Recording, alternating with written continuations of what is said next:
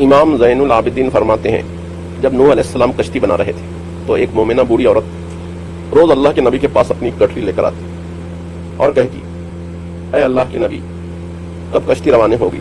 نوح علیہ السلام فرماتے ہیں ابھی دیر ہے۔ وہ عورت شام تک بیٹھی رہتی اور پھر اٹھ کر چلی جاتی۔ ایک دن نوح علیہ السلام نے فرمایا کہ اے عورت جب جانا ہوا تو تمہیں بتا دیا جائے گا۔ وہ عورت واپس چلی گئی اور انتظار کرنے لگی کہ کب نوح علیہ السلام بلائیں گے۔ اس دوران عذاب آ گیا اور کشتی روانہ ہو گئی، لیکن نوح علیہ السلام نے اس عورت کو نہ بلایا کیونکہ ان کے ذہن سے نکل گیا۔ جب طوفان تھما تو ایک دن نوح علیہ السلام کے دل میں محبت اٹھی کہ شہر کو دیکھوں جہاں سے چلا تھا۔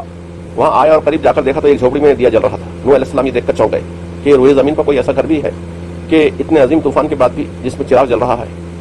انہوں نے وہاں تکبیر بلند کی تو وہ عورت سامان لے کر آ گئی اور کہنے لگی یا نبی اللہ کیا کشتی تیار ہے، چلیں؟ نوح علیہ السلام نے حیرت سے اس کو دیکھا اور کہا رکو بڑھیا، کیا تمہیں کچھ بھی پتہ نہیں چلا؟ وہ کہنے لگی یا نبی اللہ کیا نہیں پتہ چلا؟ کہا اتنا بڑا سیلاب آیا، بارش آئی، تمہیں کچھ بھی پتہ نہیں چلا؟ بڑھیا کہنے لگی یا نبی اللہ بس ایک دن بادل گرجے تھے اور کچھ ہلکی سی پھوار پڑی تھی۔ نوح علیہ السلام حیران ہو کر آسمان کی طرف دیکھنے لگے اور کہا میرے اللہ یہ کیا ماجرا ہے؟ اللہ تعالیٰ نے نوح علیہ السلام پر وحی بھیجی کہ اے میرے پیارے نبی اس عورت کے دل میں چونکہ تمہاری محبت تھی اور تم نے اسے پابند کر دیا تھا اور چونکہ تمہارا اس سے وعدہ بھی تھا کہ نجات کی کشتی میں اسے لے جاؤ گے، تب جبکہ تم نے اپنا وہ وعدہ پورا نہیں کیا، لیکن اے نوح میں تمہارے وعدے کا ذمہ دار تھا، اس لیے میں نے اس بڑھیا تک عذاب پہنچنے ہی نہیں دیا۔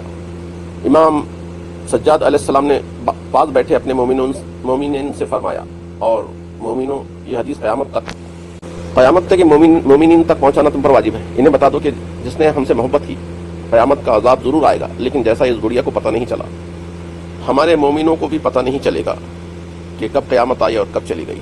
ویڈیو پسند آئے تو لائک شیئر سبسکرائب کریں۔ سننے کا بہت شکریہ، ملتے ہیں اگلی ویڈیو میں، تب تک کے لیے خدا حافظ۔